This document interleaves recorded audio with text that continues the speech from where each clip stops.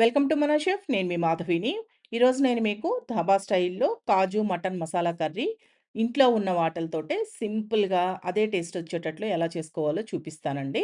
ఒక్కసారి ట్రై చేయండి. మీకు చాలా బాగా నచ్చుతుంది ఈ కర్రీ. ఈ కర్రీని మీరు ఏవైనా పులావ్స్‌లోకి గానీ, ప్లెయిన్ బిర్యానీలోకి గానీ, రాగి సంగట్లోకి, చపాతీ, వడలు, దోసలు, నాను, బటర్ నాను ఇలాంటి వాటిల్లోకి దేంట్లోకైనా సరే సర్వ్ చేసుకోవచ్చు. చాలా చాలా బావుంటుంది. ఎలా చేయాలో చూపిస్తాను. చూసి తప్పకుండా ఇంట్లో ట్రై చేయండి. మరి రండి తయారీ విధానాన్ని చూపిస్తాను. ఈ డాబా స్టైల్ కాజు మటన్ మసాలా చేసుకోవడానికి ఫస్ట్ హాఫ్ కేజీ మటన్‌ని నీట్‌గా కడిగి పెట్టుకోండి. ఇప్పుడు పాన్‌లోకి ఒక టేబుల్ స్పూన్ దాకా ఆయిల్ వేసుకొని, ఈ ఆయిల్ కొద్దిగా కాగిన తర్వాత దీంట్లో మీడియం సైజ్ 2 ఉల్లిపాయల్ని ఇలా ముక్కలుగా కట్ చేసి వేసుకోండి. దీంట్లోనే 10 లేదా 12 దాకా జీడిపప్పులు, ఒక 6 బాదం పప్పులు, కాశ్మీరీ రెడ్ చిల్లీస్ ఒక 4, అలాగే మనం ఇంట్లో రెగ్యులర్‌గా వాడుకునే మిరపకాయలు 7 లేదా 8 దాకా వేశాను. మీరు కారానికి తగ్గట్టు వేసుకోవాలి ఎండుమిర్చిని మటుకు. దీంట్లోనే 3 మీడియం సైజు టమాటాల్ని ఈ విధంగా ముక్కలుగా కట్ చేసి వేసుకోవాలి. దీంట్లోనే ఒక టీ స్పూన్ ఉప్పు గూడా వేసుకొని అన్నీ ఇలా కలుపుకుంటూ 1 లేదా 2 నిమిషాలు ఈ ఆయిల్‌లో కొద్దిగా వేగనివ్వండి అన్నింటిని. లైట్‌గా వేగాలి. ఇప్పుడు వీటిలన్నింటిని ఒక 2 నిమిషాలు వేయించుకున్న తర్వాత దీంట్లో ఒక హాఫ్ గ్లాస్ దాకా నీళ్లు పోసి ఒకసారి మొత్తం కలుపుకొని మూత పెట్టేసి లో టు మీడియంలో పెట్టి ఉడికించండి. ఇవన్నీ బాగా మెత్తగా మగ్గిపోవాలి మనకి. అలా వచ్చేంత వరకు ఉడకనివ్వండి.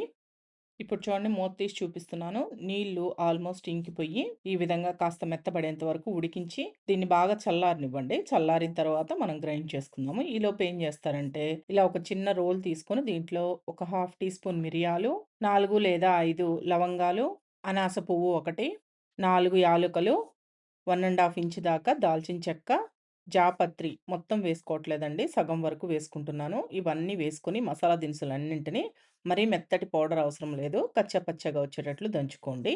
కావాలంటే మీరు మిక్సీ జార్‌లో అయినా వేసుకొని గ్రైండ్ చేసుకోవచ్చు. చూసారా? ఈ విధంగా కచ్చా పచ్చాగా గ్రైండ్ చేసుకొని, ఈ మసాలా పొడిని పక్కన పెట్టేసుకోండి. ఈలోపు మనం ముందుగా ఉడికించి పెట్టుకున్న టమాటా, ఉల్లిపాయ మిశ్రమం ఉంది గదా! అది కొద్దిగా చల్లారుంటుందండి. ఇలా చల్లారిన తర్వాత ఈ మిశ్రమాన్నంతటిని మిక్సీ జార్‌లోకి తీసుకోండి. దీన్ని మెత్తటి పేస్ట్‌లాగా గ్రైండ్ చేసుకోవాలనమాట. నీళ్లు పొయ్యొద్దు. నీళ్లు పొయ్యకుండానే మెత్తటి పేస్ట్‌లాగా గ్రైండ్ చేసుకోండి. నేనిక్కడ చూపిస్తున్నాను చూడండి. ఈ విధంగా గ్రైండ్ చేసుకోవాలి. ఇలా గ్రైండ్ చేసుకున్న ఈ పేస్ట్‌ని పక్కన పెట్టేసుకోండి.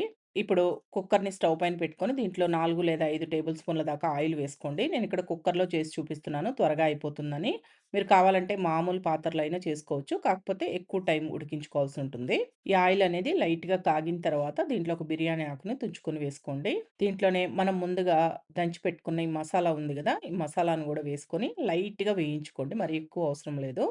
లైట్‌గా ఒకసారి కలిపేసిన తర్వాత దీంట్లో మటన్‌ని వేసుకోవాలి. మనం ఆల్రెడీ కడిగి పెట్టుకున్న మటన్ ఉంది గదా! ఆ మటన్‌ని వేసుకొని దీంట్లోనే 2 టీ స్పూన్లు అల్లం వెల్లుల్లి పేస్ట్ వేసుకోండి. ఈ అల్లం వెల్లుల్లి పేస్ట్ కూడా వేసుకున్న తర్వాత ఇలా కలుపుకుంటూ ఫ్లేమ్‌ని మీడియం ఫ్లేమ్‌లో పెట్టి ఉడికించండి. అంటే మటన్ అనేది కొద్దిగా వేగినట్లు అవుతుంది. టేస్ట్ బావుంటుంది ఈ మసాలాలో. మటన్ బాగా వేగితే. అలాగే మటన్‌లో నుంచి మనకి కొద్దిగా నీళ్లు ఊరతాయి గదండీ! ఆ నీళ్లు పూర్తిగా ఇంకిపోయి ఆయిల్ సెపరేట్ అవ్వాలి. అలా వచ్చేంత వరకు వేయించుకోవాలి. ఇలా వేయించుకునేటప్పుడే దీంట్లోనే ఒక టీ స్పూన్ ఉప్పు, హాఫ్ టీ స్పూన్ పసుపు గూడా వేసుకొని వేయించుకోండి. ఇప్పుడు చూడండి మటన్‌లో నుంచి నీళ్లొచ్చి పూర్తిగా ఇంకిపోయి ఇలా ఆయిల్ సెపరేట్ అవ్వాలనమాట. ఇలా వేయించుకున్న తర్వాత ఇప్పుడు దీంట్లో మనం ముందుగా గ్రైండ్ చేసి పెట్టుకున్న టమాటా పేస్ట్ ఉంది గదా! ఆ పేస్ట్ మొత్తాన్ని వేసుకొని ఫ్లేమ్‌ని లో టు మీడియంలో పెట్టి ఇలా కలుపుతూ వేగనివ్వండి. ఈ పేస్ట్ వేగడానికి కాస్త టైం పడుతుందండి. నిదానంగా వేయించుకోండి. అడుగంటకుండా బాగా వేగుతుంది. ఈ టమాటా పేస్ట్ అనేది ఫస్ట్ ఇలా కలిసిపోయినట్టుంటుంది. వేగే కొద్దీ ఆయిల్ సెపరేట్ అవుతుంది. అలా వచ్చేంత వరకు వేగనివ్వండి. అప్పుడే టేస్ట్ బావుంటుందనమాట. లేదా సరిగ్గా వేగలేదు అంటే టేస్ట్ అంత బావుండదు. ఇప్పుడు చూడండి టమాటా పేస్ట్ అనేది బాగా వేగి ఈ విధంగా ఆయిల్ సెపరేట్ అవ్వాలి. ఇలా వేగిన తర్వాత ఇప్పుడు దీంట్లో 2 టీ స్పూన్లు ధనియాల పొడి వేస్తున్నాను. అలాగే హాఫ్ టీ స్పూన్ జీలకర్ర పొడి, ఒక టీ స్పూన్ ఉప్పు వేస్తున్నాను. ఆల్రెడీ మనం ఉప్పు వేసున్నాము. చూసుకొని వేసుకోండి మీ టేస్ట్‌కి తగ్గట్టు. ఇవన్నీ వేసిన తర్వాత ఒకసారి బాగా కలిపేసి దీంట్లో ఒక గ్లాస్ దాకా నీళ్లు పోస్తున్నానండి. ఈ నీళ్లు గూడా పోసిన తర్వాత ఒకసారి బాగా కలుపుకోండి. కలుపుకొని ఒకసారి టేస్ట్ చూసుకోండి. ఉప్పు, కారాలు మీ టేస్ట్‌కి తగ్గట్టు కరెక్ట్‌గా సరిపోయాయా లేదా అని. ఉప్పు, కారం సరిపోలేదనిపిస్తే కొద్దిగా ఉప్పు, కారం వేసుకోండి. ఆల్రెడీ మనం ఎండుమిరపకాయలు వేసాం గాబట్టి, నేను మళ్ళీ కారం వేయడం లేదు. మీరు కారం కొంచెం తగ్గింది అనుకుంటే కొంచెం కారం వేసుకోవచ్చు. ఇలా అన్నీ చెక్ చేసుకున్న తర్వాత మీ టేస్ట్‌కి తగ్గట్టు అన్నీ కరెక్ట్‌గున్నాయా లేదా అని. ఇప్పుడు దీంట్లో కొన్ని జీడిపప్పులు వేసుకుంటున్నానండి. మీకు ఎన్ని గావాలంటే అన్ని వేసుకోవచ్చు జీడిపప్పులు. అలాగే 3 పచ్చిమిరపకాయలను కూడా ఇలా తుంచుకొని వేసుకుంటున్నాను. దీంట్లోనే ఒక టేబుల్ స్పూన్ దాకా కసూరి మేతిని గూడా తీసుకొని ఈ విధంగా వేసుకోండి. అలాగే లాస్ట్‌గా ఒక్క half teaspoon garam masala పొడి వేస్తున్నాను. ఇవన్నీ వేసిన తర్వాత ఒకసారి బాగా కలిపేసుకొని, ఈ కుక్కర్‌కి మూత పెట్టేసి మీడియం ఫ్లేమ్‌లో పెట్టి 5 లేదా 6 విజిల్స్ రానివ్వండి. మటన్ ముదురుదనుకోండి, ఇంకో విజిల్ ఎక్స్‌ట్రా రానివ్వండి. అంటే సరిగ్గా ఉడకలేదు అనిపిస్తే ఇంకో విజిల్ ఎక్స్‌ట్రా రానివ్వండి. ఇప్పుడు చూడండి మూత తీసి చూపిస్తున్నాను. చిక్కటి గ్రేవీతోటి ఎంత బాగా వచ్చిందో కర్రీ. చాలా టేస్టీగా ఉంటుంది. దీనిని మీరు చపాతీ, రోటీ, పుల్కా, నాను, బటర్ నాను, రాగి సంగటి, వడలు, దోస ఇలా దేంట్లోకైనా సరే చాలా చాలా టేస్టీగా ఉంటుందండి. లాస్ట్‌గా సన్నగా తరిగిన కొత్తిమీర చల్లుకొని ఒకసారి కలిపేసుకొని సర్వ్ చేసుకోండి.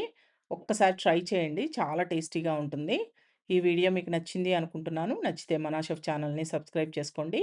లైక్ చేయండి, షేర్ చేయండి, కామెంట్ చేయండి.